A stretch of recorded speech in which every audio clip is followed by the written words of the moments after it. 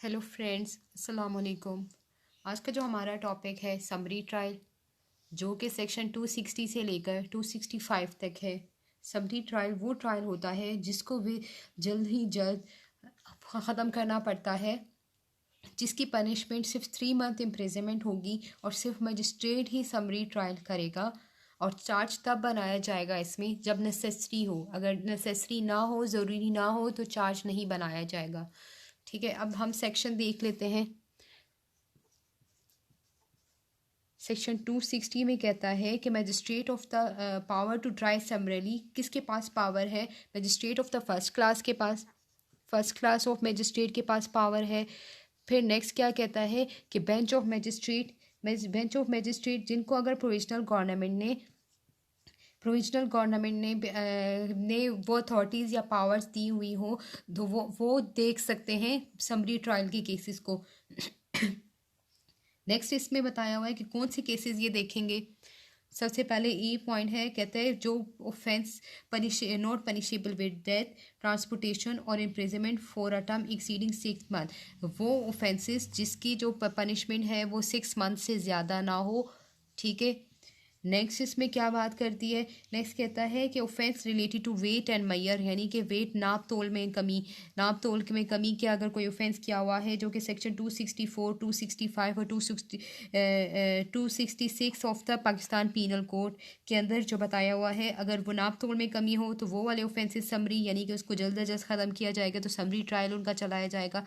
Hurt अगर है, जो कि सेक्शन 337A, अगर चोरी की है, थेफ्ट की गई है, या stolen value of stolen property जो है वो 10,000 से ज़्यादा नहीं है, ठीक है, यानी कि 10,000 से नहीं है, ज़्यादा नहीं है, तो वो वाले ऑफेंसेस वो देख सकता है। फिर नेक्स्ट क्या कहता है? डिसहोनेस्ट मिसअप्रोप्रिएशन ऑफ प्रॉपर्टी, ठीक है, जिसकी अगर डिसहोनेस्ट मिसअप्रोप्रिएशन ऑफ प्रॉपर्टी की गई है और उसकी प्रॉपर्टी की वैल्यू 10,000 से ज़्यादा नहीं है, ठीक है, तो ऐसे ऑफेंसेस का ट्रायल, समरी ट्रायल चलाया जा सकता है। या रिसीविंग और रिटेनिंग स्टोलन प्रॉपर्टी, जो स्टोलन प्रॉपर्टी को रिसीव करना या अपने पास रखना, ठीक है, और जिसकी जो स्टोलन प्रॉपर्टी है उसकी वैल्यू 10,000 से ज़्यादा नहीं है, यानी कि 10,000 तक हो सकती है, उससे ज़्यादा नहीं है, तो वो उसका ट्रायल समरी ट्रायल में चलाया जा सकता है। फिर नेक्स्ट कहता है असिस्टिंग इन द कंसीलमेंट और डिस्पोजल ऑफ स्टोलन प्रॉपर्टी, यानी कि जो वही बात करती है कि अगर स्टोलन प्रॉपर्टी को छुपाने में कि उसकी मदद की जाए, या उसको ख़त्म करने में, डिस्पोजल ख़त्म करने में अगर उसकी मदद की जाए, जो कि सेक्शन 414 के अंदर है, और जो प्रॉपर्टी है उसकी वैल्यू 10,000 से ज़्यादा ना हो। फिर नेक्स्ट एच पे कहता है कि मिस चीफ, अगर कोई मिस चीफ किया हुआ है तो वो सेक्शन 247 के अंदर ऑफ पीपीसी। नेक्स्ट कहता है कि हाउस ट्रेस पास अगर ऑफेंस किया, सिर्फ हाउस के अंदर अंदर गया है, ठीक है, तो अगर ऐसा ऑफेंस है जो कि तो इसका भी समरी ट्रायल चलाया जाएगा। या इंसल्ट वगैरह की है, या ब्रीच ऑफ पीस वगैरह की है, या offence of personification at an election, यानी कि इलेक्शन में पर्सोनिफिकेशन, यानी कि एक कोई पर्सन एक है और वो अपने आप को दूसरा जाहिर कराए कि मैं ये हूँ, यानी कि झूठ बोले, ठीक है। फिर अबैटमेंट वगैरह कोई की गई है, या attempt to commit any foregoing offences, यानी कि कोई भी ऐसे foregoing offences when such attempt is an offence, यानी कि जितने भी ऑफेंसेस ऊपर बताए हुए हैं सिर्फ अटेम्प्ट किया है, ऑफेंस हुआ नहीं है, ठीक है। और नेक्स्ट कहता है offence under section 20 of cattle trace pass act, यानी कि जो कि ऑफेंस है सेक्शन 20 के अंदर बताए हुए हैं, अगर ऐसा कोई ऑफेंस कर दे तो उसका समरी ट्रायल चलाएगा। और कौन चलाएगा? मजिस्ट्रेट ऑफ फर्स्ट क्लास और बेंच ऑफ मजिस्ट्रेट में से, जिनको प्रोविजनल गवर्नमेंट ने अपॉइंट किया हो। नेक्स्ट देख लेते हैं 262 में, सॉरी 261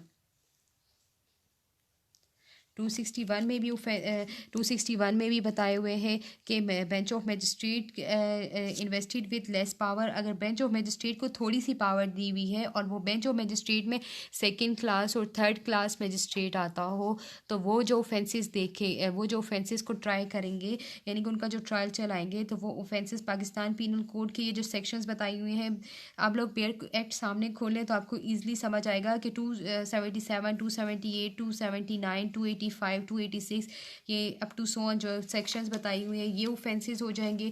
फिर अगर ऑफेंस अगेंस्ट म्यूनिसिपल एक्ट है या अबैटमेंट वगैरह की गई है जो ऊपर ऑफेंसेस बताए हुए हैं या अटैम्प्ट किए गया है, तो ये जितने भी ये जो ऑफेंस के सेक्शंस बताए हुए हैं तो वो उनको कौन देखेगा, मजिस्ट्रेट ऑफ सेकंड क्लास और थर्ड क्लास 261 सेक्शन के अंदर, ठीक है।